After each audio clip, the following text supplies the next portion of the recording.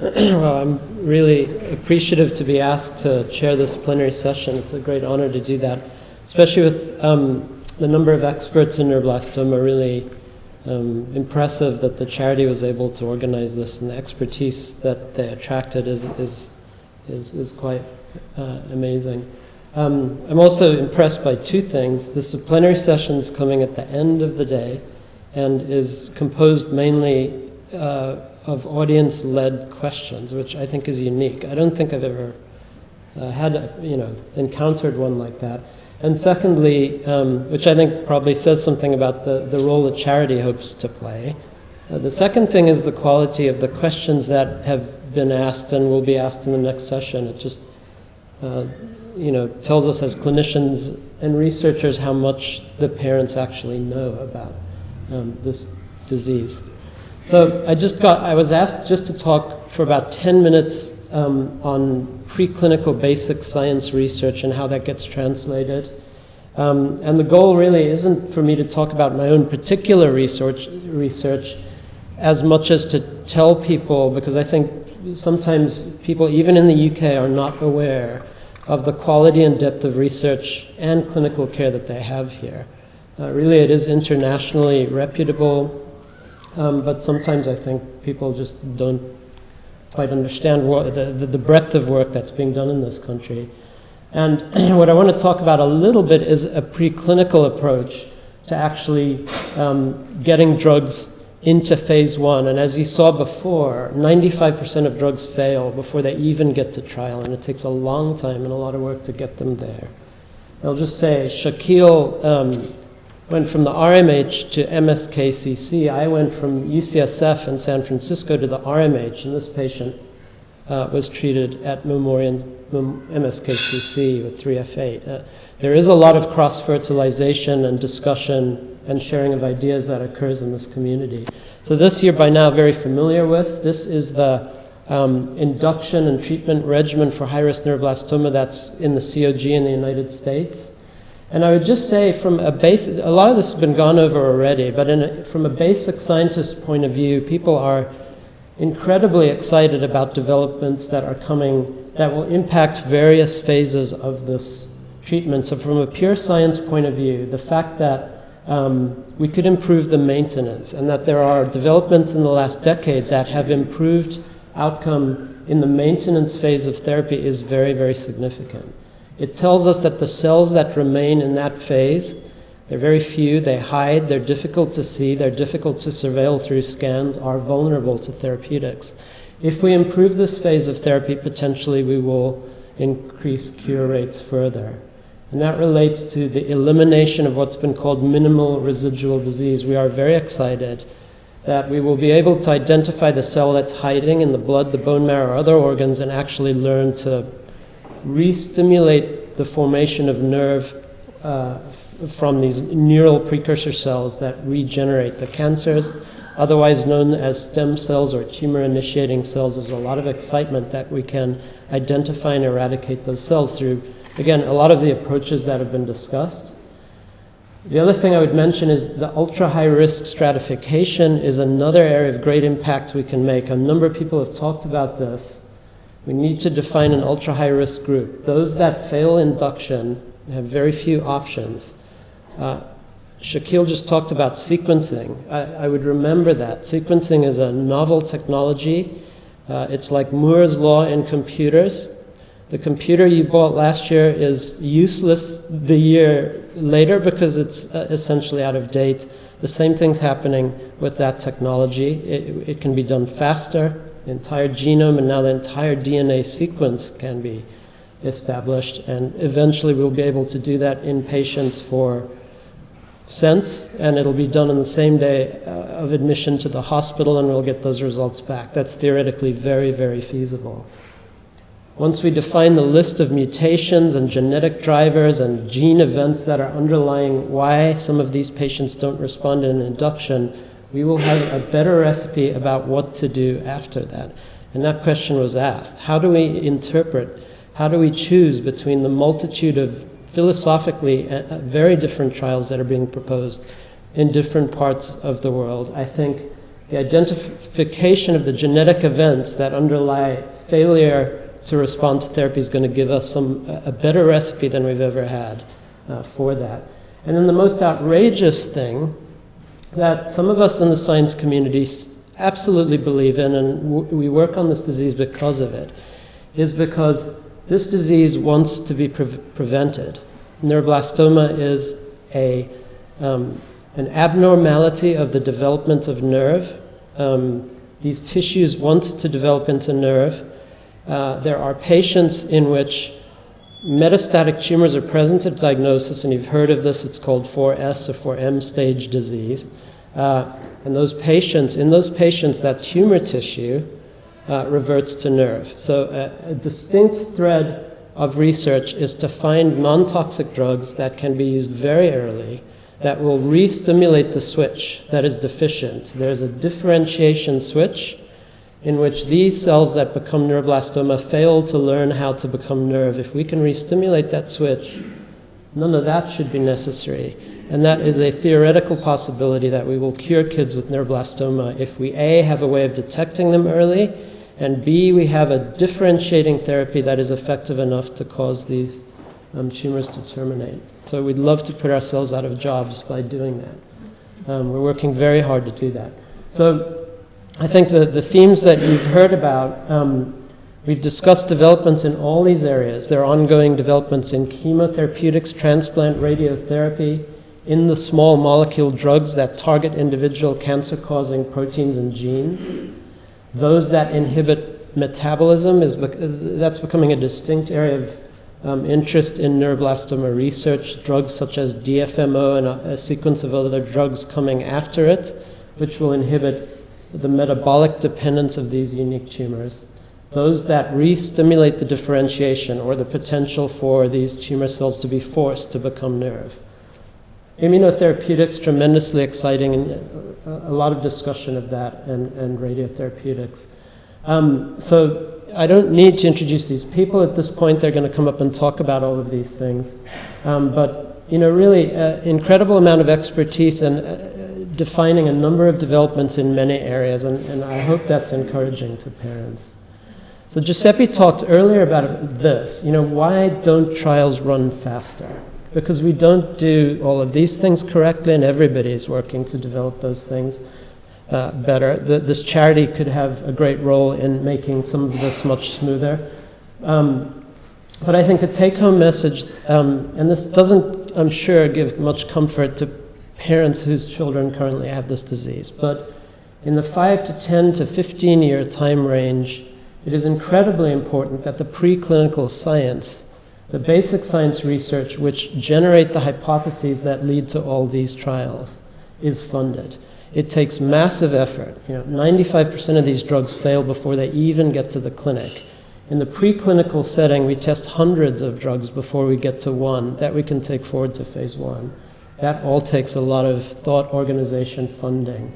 So without the adequate science, these trials will continue, I think, not to be hypothesis-driven and not to be target-focused.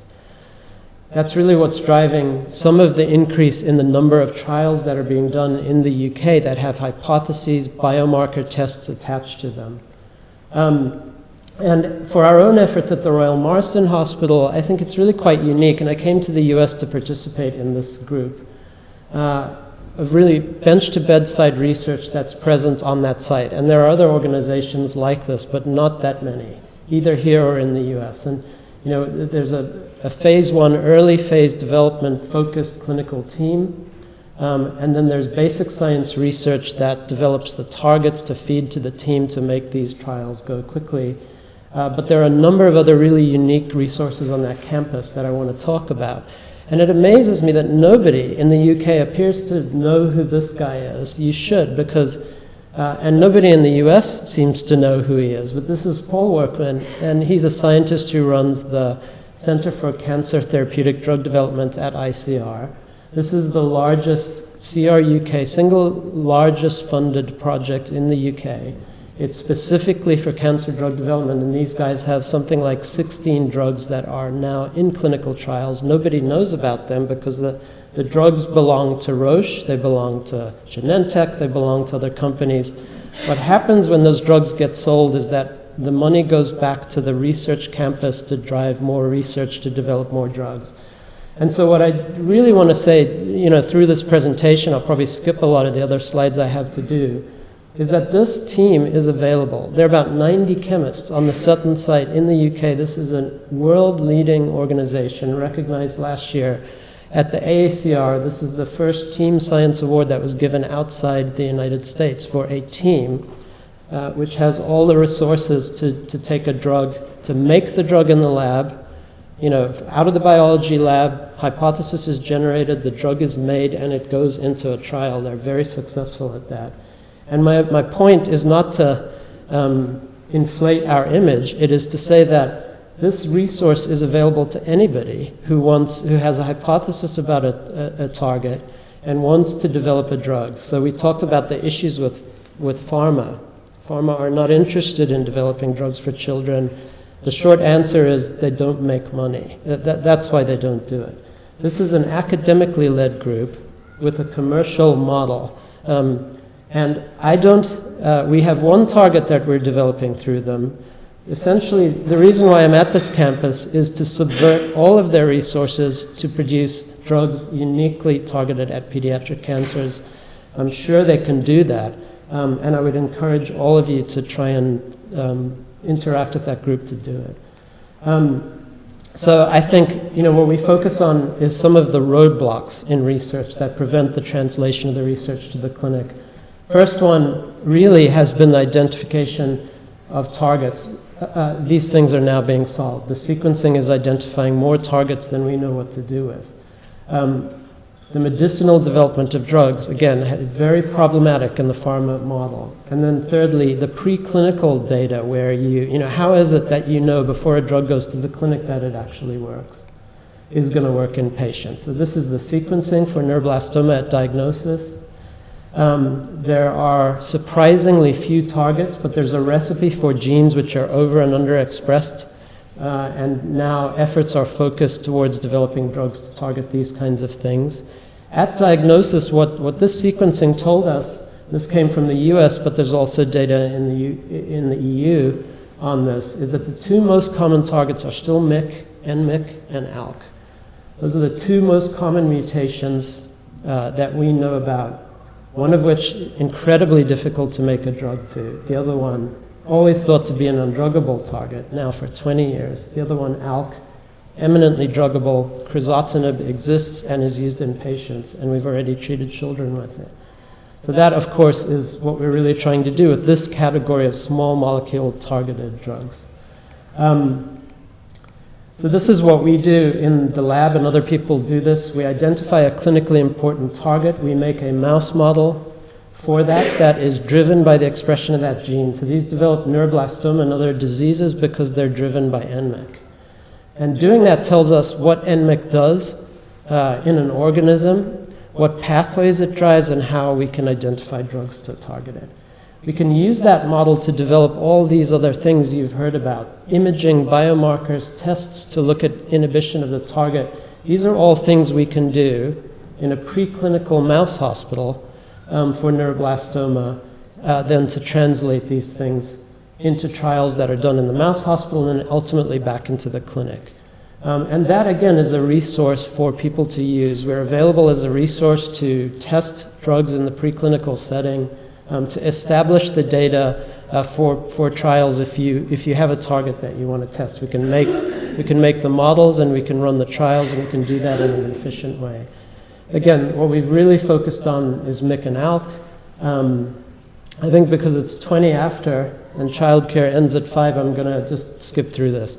The answer about the FISH question is this is FISH. This is how MYC-N is identified in patients. There are hundreds of copies or variable numbers of extra copies of this gene, and we see that through a fluorescent test. We and others have developed these models which allow us to test therapeutics targeted against NMYC and identify the pathways by which this oncogene signals to drive neuroblastoma. We've developed drugs that either actually target these tumors completely in mice. We follow those by MRI. All of these tumors are treated, all of them disappear. The MYC protein is targeted and disappears. So we've circumvented this issue of not being able to target NMYC with drugs, and others have done this as well. And I'll just show you, we now have a recipe, we and others across the world, of 4 or 5 classes of MYC inhibitors, that some of which are now entering the clinic. One was just reported at Dana-Farber at Harvard called JQ1. That's going into clinical trials to target NMYC. We're very excited about that we could use that potentially for neuroblastoma in the future.